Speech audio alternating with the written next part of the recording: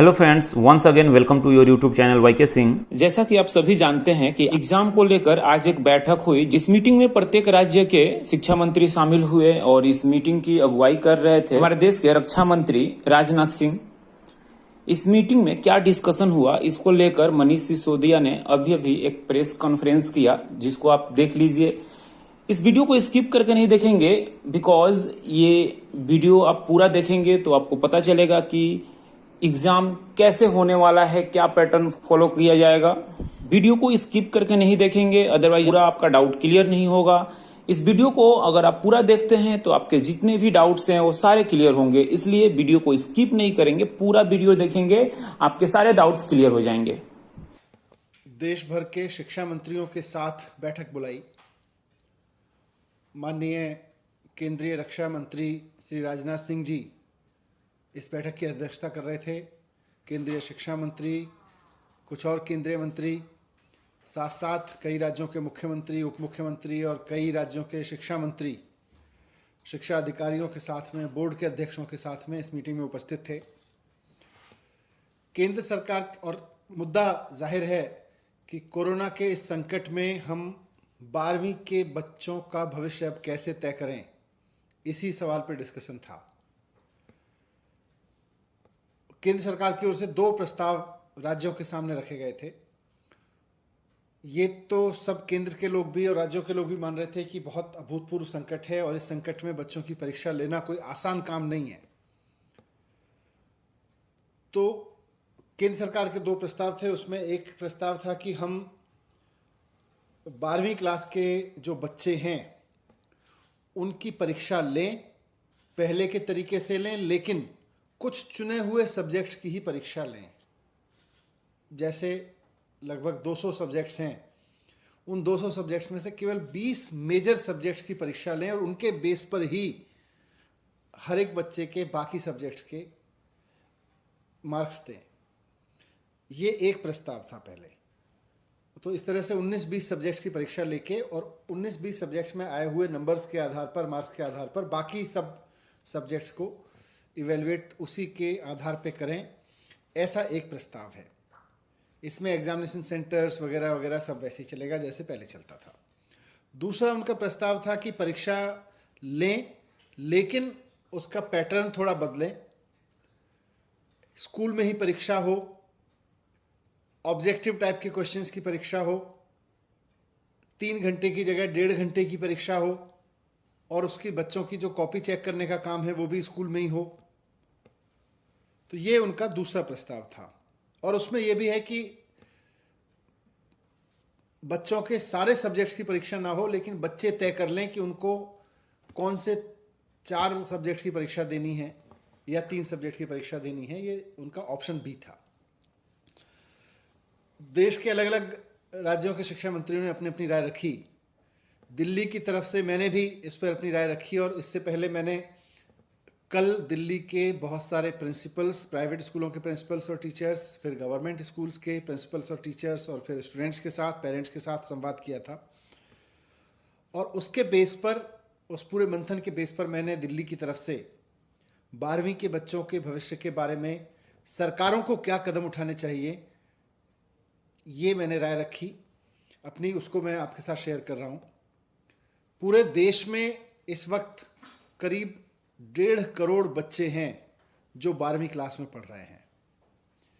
इन 1.5 करोड़ बच्चों के पेरेंट्स, इनके टीचर्स और खुद ये बच्चे सबके सब बहुत उम्मीद भरी निगाहों से सरकारों की ओर देख रहे हैं और ख़ास तौर से केंद्र सरकार की ओर देख रहे हैं कि केंद्र सरकार परीक्षाओं के बारे में कोई निर्णय ले, ताकि 12वीं की जो ये क्लास है ये इतनी लंबी होती चली जा रही है, आगे बढ़ती जा रही है, आगे बढ़ती जा रही है। ये 12वीं की क्लास से आगे उनको बढ़ने का मौका मिले। एक ऐसे समय में ये सब बात हो रही है, आज जो चर्चा हुई,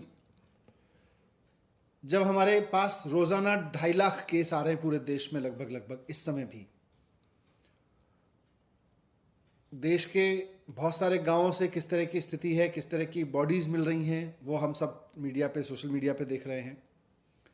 हमारे सामने बार बार ये बात भी आ रही है कि तीसरी वेव भी आ सकती है और ये बात बार बार कही जा रही है अलग अलग सेक्टर से कि तीसरी वेव अगर आती है तो बच्चों को सबसे ज़्यादा नुकसान पहुंचाएगी तीसरी वेव। ऐसे में दिल्ली सरकार का मानना है, मुख्यमंत्री अरविंद केजरीवाल जी ने भी मुझको कहा कि ये प्रस्ताव केंद्र सरकार के सामने रखा जाए कि बच्चों की सेहत से, बच्चों की सुरक्षा से खिलवाड़ करके हमें परीक्षा पूरा करने का शौक नहीं पूरा करना चाहिए। शिक्षण संस्थाएं, शिक्षा व्यवस्था अपनी एक अलग कंपल्सन रखती है। शिक्षा व्यवस्था कहती है कि परीक्षा होनी चाहिए, बोर्ड कहता है, बोर्ड की परंपराएं कहती हैं कि परीक्षाएं होनी चाहिए। शिक्षा की जो हमारे अभी तक की प्रैक्टिस रही है और शिक्षा की जो अभी तक हमारी समझ रही है वो कहती है कि पहले पढ़ाओ, फिर बच्चे की परीक्षा लो, उसके बाद में बच्चे को पास या फेल करो। लेकिन ये सब आइडियल वर्ल्ड की दुनिया है। प्रैक्टिकल वर्ल्ड में आज आपके बीच में रोजाना 2.5 लाख लोग कोरोना से संक्रमित हो रहे हैं और तीसरी वेव के बारे में कहा जा रहा है कि ये बच्चों से आ सकती है, बच्चों में ज्यादा आ सकती है। तो इसलिए दिल्ली सरकार किसी भी तरह की परीक्षा कराए जाने के पक्ष में नहीं है। दिल्ली सरकार ने केंद्र सरकार को भी आज कहा, हम उनको चिट्ठी भी लिख के कहेंगे कि ये दोनों ऑप्शन परीक्षा कराने के ऑप्शन हैं, लेकिन हमारी राय में ये वक्त परीक्षा कराने का नहीं है। ये वक्त है कि हम बच्चों को जिस तरह से हमने 10वीं में किया है, 2, 3 साल या 1 साल की अलग अलग परीक्षाएं जो अभी तक ली गई हैं, हिस्टोरिकल रेफरेंसेस के आधार पर बच्चे का मूल्यांकन करें और उसको 12वीं की परीक्षा में हम उत्तीर्ण करें, उसको पास करके आगे भेजें। अगर कोई बच्चा कहता है कि मुझे हिस्टोरिकल रेफरेंस के आधार पर पास नहीं होता है, तो जैसा हमने 10वीं में उसको ऑप्शन दिया है कि समय आने पर फिर हम उसकी परीक्षा कराएंगे और उसके मार्क्स को अपग्रेड कर देंगे। अगर कोई बच्चा कहता है कि मेरे नंबर कम आए हैं हिस्टोरिकल रेफरेंस से के आधार पर, मेरे नंबर्स तो ज़्यादा आते हैं अगर मैं परीक्षा देता और मुझे परीक्षा देने का अवसर दिया जाए, तो सही समय आने पर उसको परीक्षा का अवसर देके उसके मार्क्स अपग्रेड किए जा सकते हैं। लेकिन 12वीं क्लास का ये कंटिन्यूस चलना उसके लिए भी खत्म हो, ऐसा हमने प्रस्ताव दिया है। मैंने ये भी रिक्वेस्ट किया है कि आज एग्जाम लेने वाली संस्थाओं, शिक्षा व्यवस्था की परंपराओं, ट्रेडिशनल कन्वेंशनल शिक्षा व्यवस्था, इसकी रूल्स एंड रेगुलेशंस को, इसकी परंपराओं को फॉलो करने के चक्कर में हम अपने बच्चों को कुर्बान नहीं कर सकते। हम अपने बच्चों की जान पे नहीं खेल सकते और हमें एक पेरेंट के रूप में सोचना होगा। हमें शिक्षा व्यवस्था के मुखिया के रूप में सोच के ये समय नहीं निकालना है। हम शिक्षा व्यवस्था के मुखिया के रूप में अगर तय करेंगे तो शिक्षा व्यवस्था के रूल, उसके कन्वेंशंस, उसके सारे ट्रेडिशंस हमारे सामने आएंगे। अगर पेरेंट के रूप में हम सोचेंगे तो एक पेरेंट के रूप में हमें समझ में आएगा कि नहीं, हम अपने बच्चों को अभी परीक्षा के जोखिम में नहीं डाल सकते।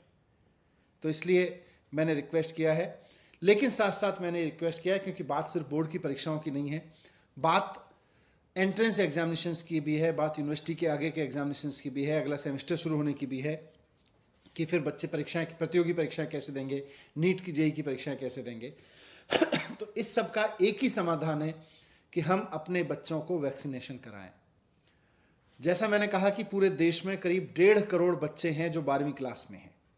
आज देश में भी वैक्सीन उपलब्ध है जो युवाओं के लिए कारगर बताई जा रही है, और विदेशों में भी ऐसी वैक्सीन उपलब्ध है जो 12 साल से 18 साल के बच्चों के लिए भी कारगर प्रूव की जा चुकी है, घोषित की जा चुकी है। केंद्र सरकार से हमारा निवेदन है कि 1.5 करोड़ बच्चों के लिए और स्कूल के सारे टीचर्स के लिए, लगभग 1.5 करोड़ ही टीचर्स हैं, तो 1.5 करोड़ बच्चों के लिए और 1.5 करोड़ टीचर्स के लिए लगभग 3 करोड़ लोगों के लिए सबसे पहले वैक्सीन लेके आई जाए जो बच्चों के लिए लगाई जा सकती है। वैसी वैक्सीन दुनिया में अभी फाइजर वैक्सीन का नाम आया है अमेरिका में।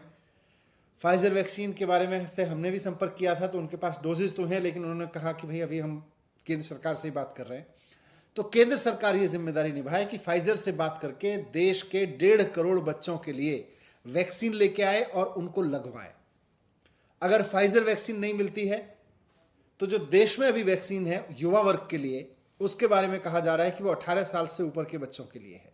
तो केंद्र सरकार के सामने मैंने प्रस्ताव रखा है कि हमारे इस वक्त दिल्ली के स्कूलों में या देश के बारे में वही डेटा होगा कि 12वीं के बच्चों में से करीब 20 से 25% बच्चे 18 साल के हो चुके हैं। करीब 70% बच्चे ऐसे हैं जो 17.5 साल से 18 साल की उम्र के बीच में हैं। यानी 1-2 महीने में, 3 महीने में, मैक्सिमम 6 महीने में वो 18 साल के हो जाने वाले हैं। तो इस तरह से 95% बच्चे हमारे 17.5 साल की उम्र के हैं। तो इन 17.5 साल वाले बच्चों की क्या हम वैक्सीनेशन कर सकते हैं, इस बारे में हम हेल्थ एक्सपर्ट से बात करें।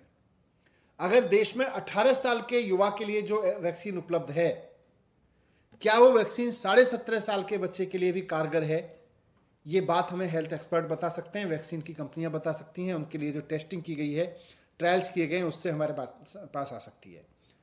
अगर ये संभव है कि हेल्थ एक्सपर्ट की राय के बाद और वैक्सीन कंपनियों की राय के बाद कि अगर 17.5 साल के बच्चों को वैक्सीन लगाई जा सकती है, ये मौजूदा वैक्सीन देश की, तो सारा वैक्सीनेशन प्रोग्राम रोक के पहले, जैसे हमने डॉक्टर्स के लिए पहले लगाया, वैसे ही अब हम प्राथमिकता देके देश के 1.5 करोड़ बच्चों को वैक्सीन लगा दें। वैक्सीन स्कूलों को उपलब्ध करा दें, स्कूल आसपास से नर्सेज लेके, डॉक्टर्स लेके तुरंत हफ्ते भर में ये वैक्सीनेशन करा सकते हैं। दिल्ली सरकार को अगर आज हमें 1.5 करोड़ बच्चों के लिए अप्रूव्ड वैक्सीन मिल जाए, जो 17.5 साल से बच्चों के, इनके 12वीं क्लास के बच्चों को हम लगा सकते हैं, तो हम 2 दिन में दिल्ली के 12वीं क्लास के सारे बच्चों को वैक्सीन लगा देंगे। ये हमारा तंत्र बना हुआ है। तो या तो फाइजर ले आए या देश की बनी वैक्सीन के बारे में एक्सपर्ट की राय लेके इसको उपयोग करें, लेकिन परीक्षा से पहले वैक्सीन की व्यवस्था करें। परीक्षा तब ली जाए जब बच्चों को वैक्सीनेशन हो जाए, परीक्षा तब ली जाए जब बच्चों को वैक्सीन की सुरक्षा दे दी जाए। ये मैंने केंद्र सरकार से रिक्वेस्ट किया है। यही एंट्रेंस एग्जामिनेशन का हल है और यही सीबीएसई या 12वीं की बोर्ड की परीक्षाओं का हल है। पहले हम बच्चों की सुरक्षा करें, बाद में परीक्षा करें। ये बात मैंने बहुत मुख्य रूप से केंद्र सरकार के सामने रखी है और मैंने कहा है कि जितनी शिद्दत से हम परीक्षा लेने के लिए मेहनत कर रहे हैं, उतनी शिद्दत से अगर हम बच्चों की वैक्सीन लाने पे मेहनत कर लेंगे तो परीक्षा लेना भी सुरक्षित हो जाएगा। सर, क्या संकेत मिले हैं केंद्र की तरफ से आपकी बातों पर? क्या लग रहा है कुछ पॉजिटिव हो सकता है? और अगर परीक्षा केंद्र सरकार कराती है तो फिर दिल्ली कितनी तैयार है? देखिए, जब मैंने बात रखी तो आज देश के लगभग मैं कह सकता हूँ 8-10 मंत्रियों ने, कई राज्यों ने बेसिकली और इस बात को समर्थन किया कि हाँ, पहले हमें वैक्सीनेशन कराना चाहिए अपने बच्चों का। तो कई राज्य इस बात से सहमत थे। कई राज्यों ने ये बात रखी कि 0 एग्जामिनेशन होना चाहिए, ऑप्शन ए या ऑप्शन बी नहीं, ऑप्शन 0 एग्जामिनेशन का होना चाहिए। ये बात बहुत लोगों ने रखी है और मैं उम्मीद करता हूँ कि केंद्र सरकार राज्यों के इस फीडबैक पे और देश के 1.5 करोड़ बच्चे और करीब 1.5 करोड़ शिक्षकों के स्वास्थ्य पे खिलवाड़ नहीं करने का निर्णय लेगी, बल्कि उनकी सुरक्षा को ध्यान में रखते हुए निर्णय लेगी। तो जो भी निर्णय लेगी, इस चीज़ को, इन सारे डिस्कशंस को ध्यान में रखते हुए लेगी।